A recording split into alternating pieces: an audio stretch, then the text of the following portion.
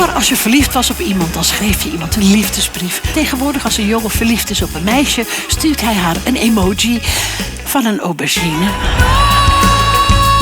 Tonight we are going to talk about the 70s. Tegenwoordig vergelijken jonge meiden zich met alle jonge meiden uit de hele wereld. En die zijn allemaal mooier en gelukkiger en succesvoller dan zij. Meisje, je bent alweer 9.